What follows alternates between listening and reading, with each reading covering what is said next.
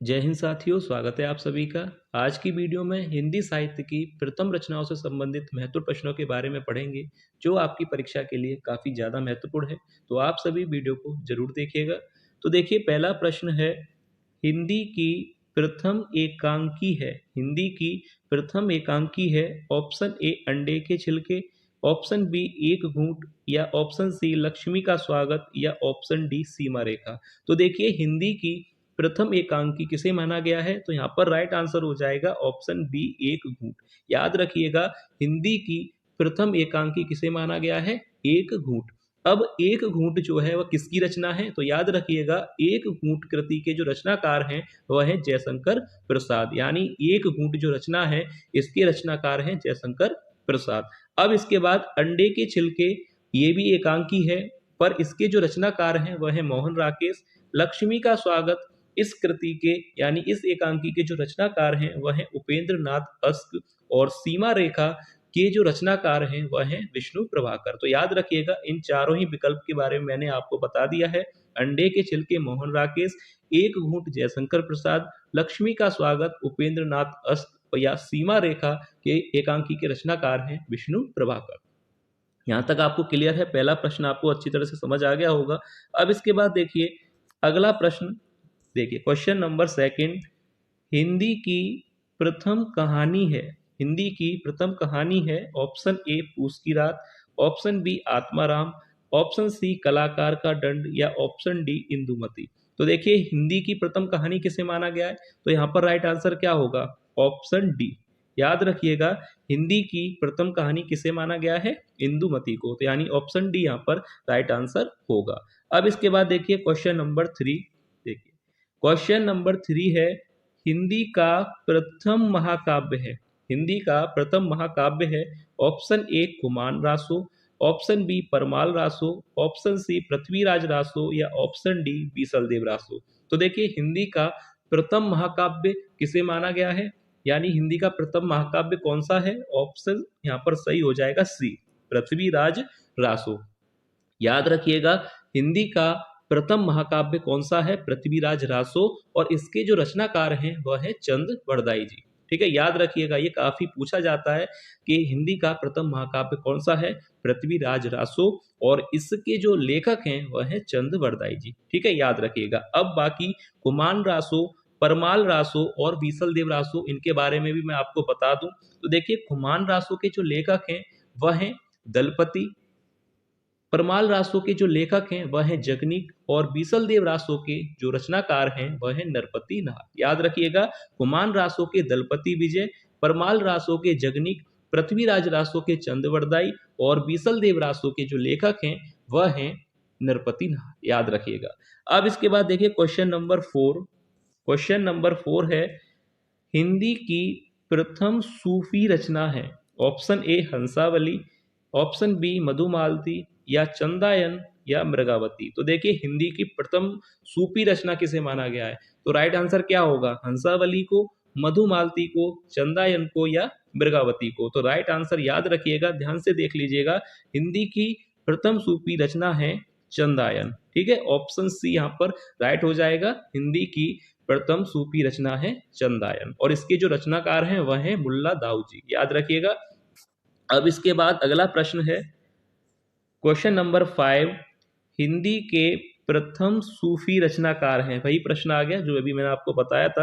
हिंदी के प्रथम सूफी रचनाकार हैं कुतुबन हैं, या मलिक मोहम्मद जायसी हैं, या मुल्ला दाऊद हैं, या मंजन है। तो यहाँ पर राइट आंसर क्या होगा? अभी आपने पढ़ा कि हिंदी की प्रथम सूफी रचना थी चंदायन, और हिंदी के प्रथम सूफी रचनाकार कौन है? मुल्ला दाऊद। ठीक है, और मुल्ला दाऊद की ही रचना है चंदायन। तो हिंदी की प्रथम सूफी रचना चंदायन, और इसके जो प्रथम सूफी रचनाकार हैं वह है मुल्ला दाऊद।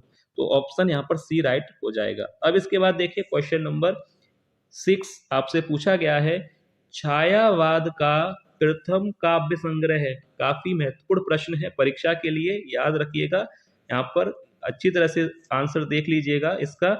छायावाद का प्रथम काव्य संग्रह है। ऑप्शन दिए गए हैं आंसू, लहर, कामायनी, या झरना। तो राइट आंसर क्या होगा? छायावाद का प्रथम काव्य संग्रह कौन सा है? झरना। ठीक है, याद रखिएगा। और झरना के जो लेखक हैं या रचनाकार कहें वह है जयशंकर प्रसाद, याद रखिएगा। झरना किसकी कृति है? जयशंकर प्रसाद की। बाकी आंसू, लहर और कामायनी की बात करें तो ये तीनों रचना भी जयशंकर प्रसाद की ही हैं, यानी चारों ही विकल्प जो रचनाएं दी गई हैं वह चारों की चार रचनाएं जयशंकर प्रसाद जी की हैं। आंसू, लहर, कामायनी और झरना, ये चारों ही रचना जो है जयशंकर प्रसाद की हैं। पर यहाँ पर जो ऑप्शन डी झरना है वह छायावाद का प्रथम काव्य संग्रह माना जाता है। ठीक है, याद रखिएगा। अब इसके बाद देखिए क्वेश्चन नंबर 7, हिंदी की प्रथम अतुकांत रचना है। काफी शानदार प्रश्न है, ये भी परीक्षा में आपसे पूछा जा सकता है कि हिंदी की प्रथम अतुकांत रचना कौन सी है। ऑप्शन दिए गए हैं प्रेमपतिक, चंद्रगुप्त, अजातशत्रु या लहर। तो राइट आंसर क्या होगा? हिंदी की प्रथम अतुकांत रचना कौन सी है? तो राइट आंसर हो जाएगा ऑप्शन ए, प्रेमपतिक, याद रखिएगा। और प्रेमपतिक के लेखक कौन है ये भी आपसे पूछा जा सकता है। तो प्रेमपतिक के लेखक जयशंकर प्रसाद हैं। चंद्रगुप्त के लेखक जयशंकर प्रसाद, लहर के लेखक जयशंकर प्रसाद, यानी ये चारों रचनाएं भी जयशंकर प्रसाद जी की है। और इसमें प्रेमपतिक हिंदी की प्रथम अतुकांत रचना है। अब इसके बाद देखिए क्वेश्चन नंबर 8, देखिए हिंदी के प्रथम गीतकार हैं। हिंदी के प्रथम गीतकार हैं सारंगधर, अमीर खुसरो, विद्यापति या सेनापति। तो राइट आंसर क्या होगा? हिंदी के प्रथम गीतकार किसे माना जाता है? बताइए, हिंदी के प्रथम गीतकार किसे माना जाता है? विद्यापति जी को। ऑप्शन सी यहाँ पर राइट आंसर हो जाएगा। हिंदी के प्रथम गीतकार हैं ऑप्शन सी विद्यापति जी। ठीक है, यहाँ तक आपको क्लियर है। अब इसके बाद देखिए क्वेश्चन नंबर 9, देखिए हिंदी का प्रथम अंतर्राष्ट्रीय विश्वविद्यालय है। ऑप्शन दिए गए हैं विद्यासागर विश्वविद्यालय, नेताजी सुभाष चंद्र बोस मुक्त विश्वविद्यालय, डॉक्टर संपूर्णानंद विश्वविद्यालय या महात्मा गांधी अंतर्राष्ट्रीय विश्वविद्यालय। तो देखिए हिंदी का प्रथम अंतर्राष्ट्रीय विश्वविद्यालय कौन सा है? तो यहाँ पर कौन सा विकल्प सही होगा? ऑप्शन डी, याद रखिएगा, महात्मा गांधी अंतर्राष्ट्रीय विश्वविद्यालय, जो कि हिंदी का प्रथम अंतर्राष्ट्रीय विश्वविद्यालय है। ठीक है, याद रखिएगा, ऑप्शन डी यहाँ पर राइट आंसर होगा। अब इसके बाद देखिए question number 10। Question number 10, Mahatma Gandhi अंतर्राष्ट्रीय विश्वविद्यालय कहाँ स्थित है? महात्मा गांधी अंतर्राष्ट्रीय विश्वविद्यालय कहाँ स्थित है? ऑप्शन ए महाराष्ट्र, उत्तर प्रदेश, गुजरात या दिल्ली। तो यहाँ पर राइट आंसर क्या होगा? महात्मा गांधी अंतर्राष्ट्रीय विश्वविद्यालय, जो कि हिंदी का प्रथम अंतर्राष्ट्रीय विश्वविद्यालय है, यह कहाँ पर स्थित है? महाराष्ट्र में, उत्तर प्रदेश में, गुजरात में या दिल्ली में। तो ये कहाँ पर स्थित है? महाराष्ट्र में। ऑप्शन ए यहाँ पर सही हो जाएगा, महाराष्ट्र के वर्धा में यह स्थित है महात्मा गांधी अंतर्राष्ट्रीय विश्वविद्यालय। तो ऑप्शन ए यहाँ पर राइट आंसर होगा। अब इसके बाद देखिए क्वेश्चन नंबर 11 जो आपसे पूछा गया है, खड़ी बोली का प्रथम महाकाव्य है। ऑप्शन ए जयद्रथ वध, ग्रंथि, कामायनी या प्रिय प्रवास। तो देखिए खड़ी बोली का प्रथम महाकाव्य कौन सा है? राइट आंसर हो जाएगा ऑप्शन डी, प्रिय प्रवास। और प्रिय प्रवास रचना किसकी है? प्रिय प्रवास के बारे में आपसे पूछा जा सकता है कि रचना किसकी है। तो याद रखिए प्रिय प्रवास के लेखक हैं अयोध्या सिंह उपाध्याय, हरिऔध जी। तो खड़ी बोली का प्रथम महाकाव्य कौन सा है? प्रिय प्रवास, और लेखक हरिऔध जी। अब इसके बाद क्वेश्चन नंबर 12 देखिए, खड़ी बोली के गद्य का उन्नायक कौन है? ऑप्शन ए मुंशी सदा सुखलाल, प्रताप नारायण मिश्र, भारतेंदु हरिश्चंद्र या बालकृष्ण भट्ट।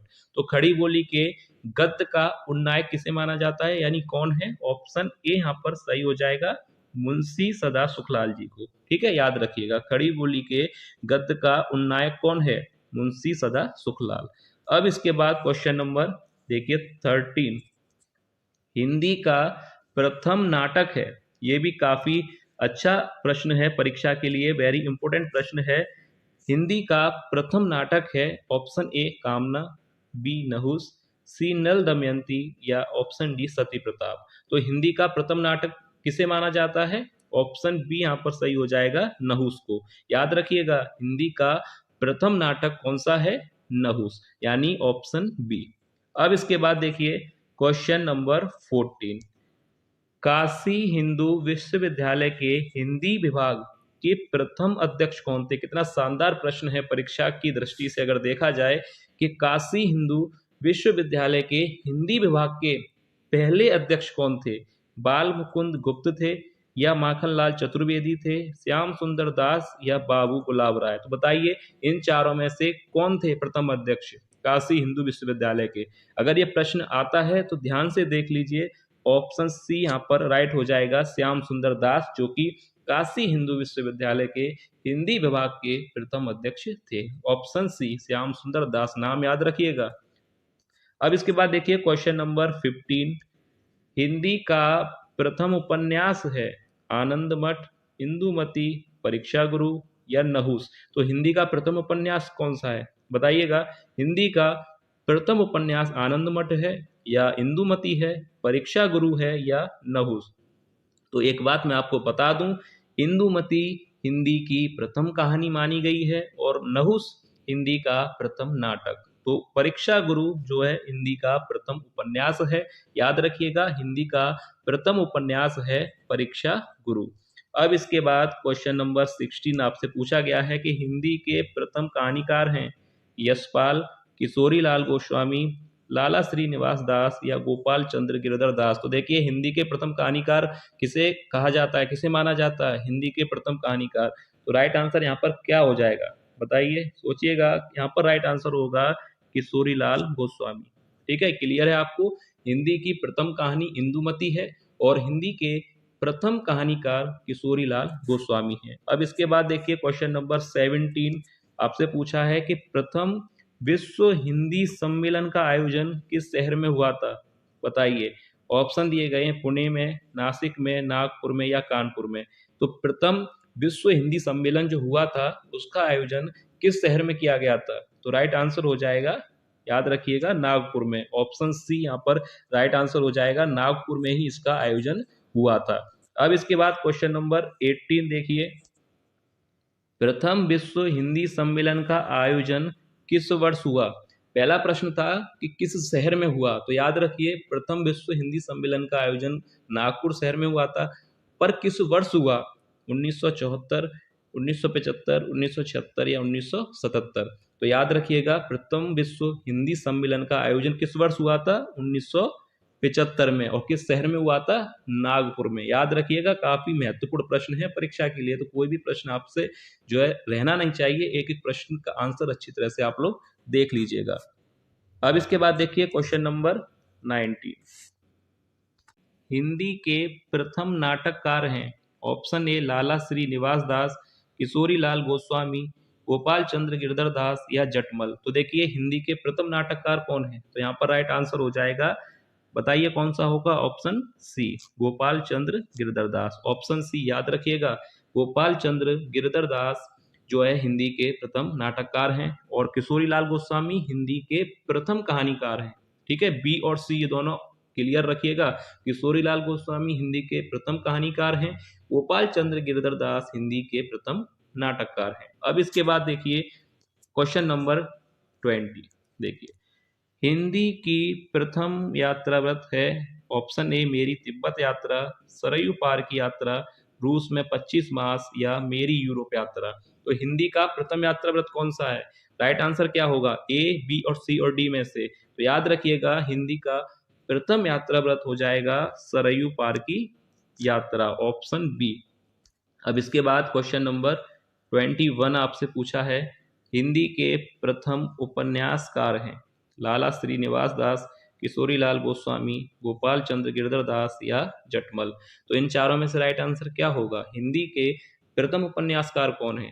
तो याद रखिएगा उपन्यासकार के बारे में पूछा गया है, ऑप्शन ए लाला श्रीनिवास दास। अब देखिए ए बी सी ये तीनों ही के बारे में एक बार मैं फिर से आपको बता दूं, लाला श्रीनिवास दास हिंदी के प्रथम उपन्यासकार हैं, किशोरी लाल गोस्वामी हिंदी के प्रथम कहानीकार हैं, गोपाल चंद्र गिरधर दास हिंदी के प्रथम नाटककार हैं।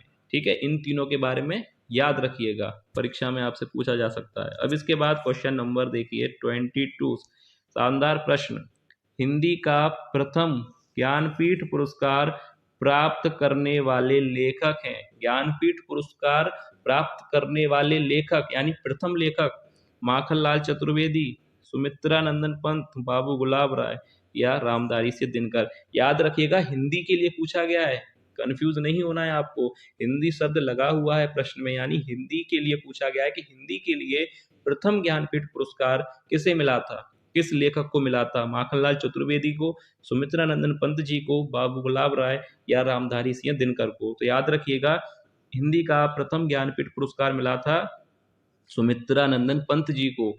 अब ये प्रश्न आपको क्लियर है कि सुमित्रा नंदन पंत जी को हिंदी के लिए प्रथम ज्ञानपीठ पुरस्कार मिला, पर किस कृति के लिए मिला, यह भी तो प्रश्न बन सकता है परीक्षा में। तो याद रखिएगा चिदंबरा कृति पर इन्हें यह पुरस्कार दिया गया था। और वर्ष अगर आपसे परीक्षा में पूछा जाए तो याद रखिएगा 1968 में।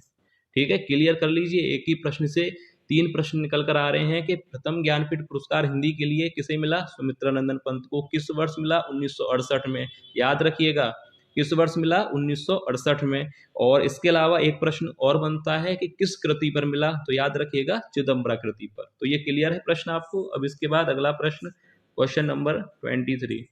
देखिए, हिंदी का प्रथम साहित्य अकादमी पुरस्कार प्राप्त करने वाले लेखक हैं रामधारी सिंह दिनकर, सुमित्रा नंदन पंत, माखनलाल चतुर्वेदी या महादेवी वर्मा। किसको मिला था हिंदी का प्रथम साहित्य, मतलब हिंदी के लिए साहित्य अकादमी पुरस्कार किस लेखक को मिला था। तो याद रखिएगा साहित्य की बात हो रही है, ज्ञानपीठ पुरस्कार की नहीं, साहित्य अकादमी, माखनलाल चतुर्वेदी जी को। ऑप्शन सी यहाँ पर राइट हो जाएगा। अब इनसे भी यही प्रश्न बनेगा कि किस कृति पर मिला था, यानी किस चीज के लिए, किस कविता के लिए मिला था, किस कृति के लिए मिला था। तो याद रखिएगा हिम तरंगिणी जो है कविता के लिए इन्हें 1955 में साहित्य अकादमी पुरस्कार से सम्मानित किया गया था। ठीक है, ये दोनों प्रश्न क्लियर।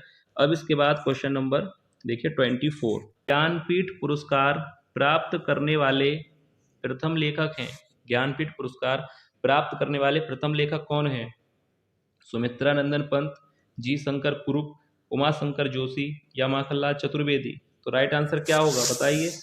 ज्ञानपीठ पुरस्कार सबसे पहले किसे मिला था, सुमित्रा नंदन पंत को या जी शंकर कुरुप को, उमा शंकर जोशी को या माखनलाल चतुर्वेदी जी को।